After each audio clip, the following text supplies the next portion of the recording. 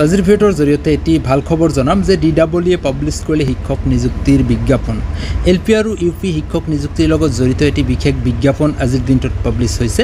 তো বন্ধুসকল এই বিজ্ঞাপনত আসলতে কোনে আবেদন কৰিব পাৰিব আৰু কি কি ক্ৰাইটেৰিয়া লাগিব যাৱতীয় কথাখিনি এই ভিডিঅ'ত আলোচনা কৰিম। প্ৰথমৰ পৰা শেষলৈ ভিডিঅ'টো চাই যাব আৰু চেনেলটোত নতুনকৈ আহিলে নিশ্চয় সাবস্ক্ৰাইব কৰি ৰাখিব, কাষত থকা বেল আইকনটো অপশ্যনত ৰাখিব, কাৰণ শিক্ষামূলক চাকৰি সম্বন্ধীয় আৰু বিভিন্ন বাবদবিলাক এই চেনেলৰ জৰিয়তে আপোনালোকৰ মাজলৈ তুলি ধৰাৰ চেষ্টা কৰা হয়। তো আহক আজিৰ মূল বিষয়টোলৈ। তো বন্ধুসকল ইয়াতে চাব DWE ৱেবছাইটত দুটাকৈ এডভাৰ্টাইজমেণ্ট পাব্লিছ কৰিছে ইতিমধ্যে। Advertisement for recruitment special educators in LP school under DWE, আকৌ দিয়া হৈছে UP। নৰ্মাল যেটো BEd বা DLEd কৰিছে সেইখিনিৰে কৰিব পাৰিব নে নাই সবিশেষ কথাখিনি এইটো ভিডিঅ'ত আলোচনা কৰিম। প্ৰথমৰ পৰা শেষলৈ ভিডিঅ'টো চাই যাব। তো আজিৰ দিনটোত অৰ্থাৎ 26 আগষ্ট 2025ত পাব্লিছ কৰা হৈছে বিজ্ঞাপন। দুটাকৈ বিজ্ঞাপন, এটা LP আৰু এটা UPৰ বাবে। টোটেল পোষ্ট কিমান আছে আমি চাওঁ এবাৰ। যে LPৰ কাৰণে দিয়া হৈছে 120 আৰু UPৰ কাৰণে দিয়া হৈছে 108। টোটাল 228 পোষ্ট আছে, যেটো মানে LP আৰু UP দুয়োটা মিলাই পেলাই। তো কোনে আবেদন কৰিব পাৰিব, ইয়াত আমি কণ্ডিশ্যন ফৰ ৰিক্ৰুটমেণ্ট ইয়াত যদি চাওঁ, ইয়াতে আপোনালোকে কণ্ডিশ্যনখিনি দেখা পাব যে এটেড বা সিটেড কোৱালিফাই কৰা হ'ব লাগিব। আপোনাৰ এজ লিমিট দিয়া হৈছে 18 পৰা 40 লৈকে জেনেৰেল কেটাগৰীৰ কাৰণে, আৰু আনৰিজাৰ্ভ যিখিনি আছে সেইখিনিৰ কাৰণে মানে এজ ৰিলেক্সেশ্যনৰ যেটো ছিষ্টেম আছে সেই ছিষ্টেম মতেই আছে। তো ইয়াত কথা হ'ব এজ কাউণ্টিং কৰা হ'ব 1 আগষ্ট 2025। এজ যেটো কাউণ্টিঙৰ ছিষ্টেম আছে 1 আগষ্ট 2025লৈকে মানে যিখিনি ক্ৰাইটেৰিয়া দিয়া হৈছে এজ লিমিট সেইখিনি দিব লাগিব। লেংগুৱেজৰ কথা আহিছে যে আপোনাৰ এটেড বা সিটেড যেটো কোৱালিফাই কৰিছে আপুনি। নৰ্মেলি আপোনালোকে যেনেকৈ আবেদন কৰে DWEৰ 5550টা বা 4500 যেনেকৈ আবেদন কৰিছে ঠিক তেনেকুৱাই। লেংগুৱেজৰ ক্ষেত্ৰত লেংগুৱেজ 1 বা 2 আপোনাৰ মিডিয়ামৰ লগত মিল থকা হ'ব লাগিব। বিদ্যালয়ত যি মিডিয়ামৰ বিদ্যালয়ত আবেদন কৰিব, লেংগুৱেজ 1 বা লেংগুৱেজ 2 আপোনাৰ সেইটো বিদ্যালয়ৰ মিডিয়ামৰ লগত মিল থকা হ'ব লাগিব।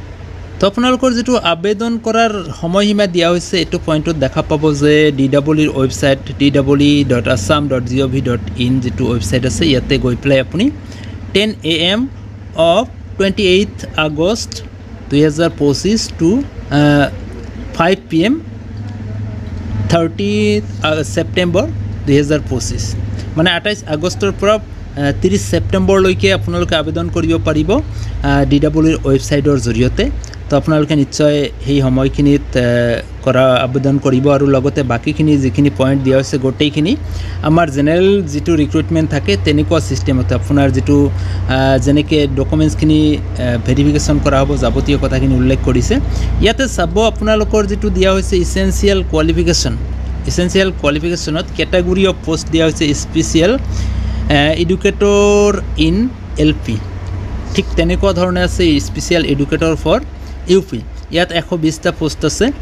যেটো কোৱালিফিকেশ্যন এণ্ড এক্সপিৰিয়েঞ্চ ইয়াত উল্লেখ কৰিছে number 1 senior secondary or equivalent with at least 50% marks and 2 years diploma in education special education recognised by the rehabilitation council of India, যাক RCI বুলি কোৱা হয়। তো কথা হ'ল যে আপোনালোকৰ বাকী যিখিনি আছে গোটেইখিনি ছেইম থাকিব। LP আৰু UPৰ যি ধৰণে আপোনালোকে আবেদন কৰিছিলে ইতিমধ্যে গোটেইখিনি ছেইম, কিন্তু ইয়াত এটা কথা বেছিকৈ দিয়া হৈছে যেটো RCI।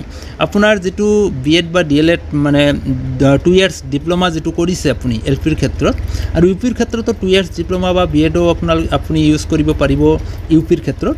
তো কিন্তু সেইটো হ'ব লাগিব ৰিহেবিলিটেশ্যন কাউন্সিল অফ ইণ্ডিয়া, যাক RCI বুলি কোৱা হয়। RCIৰ অধীনত ৰিকগনাইজ কোনো ইনষ্টিটিউট হ'ব লাগিব। তো এই RCIৰ দ্বাৰা যদি কোনো ৰিকগনাইজ ইউনিভাৰ্চিটি বা তেনেকুৱা কাউন্সিলৰ পৰা যদি আপোনাৰ BEd বা DLEd নহয় তেনেহ'লে কিন্তু আপুনি আবেদন কৰিব নোৱাৰিব। তাৰমানে কথাটো হ'ল যিসকল প্ৰাৰ্থীয়ে নৰ্মালি BEd বা DLEd কৰি আছে RCIৰ ৰিকগনাইজ নহয় তেনেহ'লে সেই প্ৰাৰ্থীসকলে কিন্তু আবেদন কৰাৰ সুযোগ নাপাব। তাৰমানে নৰ্মালি যিসকলে BEd DLEd কৰিছে তেখেতসকলে এই প্ৰক্ৰিয়াত আবেদন কৰাৰ সুযোগটো নাপাব। তো RCI যেটো আছে ৰিহেবিলিটেশ্যন কাউন্সিল অফ ইণ্ডিয়া যেটো স্পেচিয়েল এডুকেশ্যন দিয়া হয়, স্পেচিয়েল এডুকেশ্যনৰ ওপৰত বেছ কৰি যিসকলৰ মানে BEd বা DLEd কৰোৱা হৈছে সেই প্ৰাৰ্থীসকলে কিন্তু ইয়াত আবেদন কৰাৰ সুযোগ পাব। তো বন্ধুসকল নিশ্চয়কৈ আপোনালোকে কথাখিনি কিছু হ'লেও গম পালে যে মানে যিসকলে ইতিমধ্যে BEd বা DLEd কৰিছে যদি আপোনাৰ RCIৰ মানে ৰিকগনাইজ হয় তেনেহ'লে আপুনি আবেদন কৰিব পাৰিব অন্যথাই কিন্তু আপোনাৰ যেটো আবেদন এই আবেদন একসেপ্ট কৰা নহব তো বন্ধুসকল আজিৰ ভিডিওৰ জৰিয়তে আপোনালোকক এই কথাখিনি জনোৱাৰ চেষ্টা কৰিলো এবাৰ আপোনালোকে DWৰ ওয়েবসাইট ভিজিট কৰি পেলাই আপোনালোকে এডভাইসমেন্ট এবাৰ ভালদৰে পঢ়ি চাব নেক্সট ভিডিওত আপোনালোকক আলোচনা কৰি জনাই দিয়াৰ চেষ্টা কৰিম তো আজিৰ ভিডিওৰ জৰিয়তে জাস্ট এইখিনি ইনফৰমেশন আপোনালোকক দিয়া হল ভাল পালে নিশ্চয় লাইক কৰিব যিমান পাৰে বন্ধু বান্ধৱীলৈ শ্বেয়াৰ কৰিবলৈ নাপাহৰিব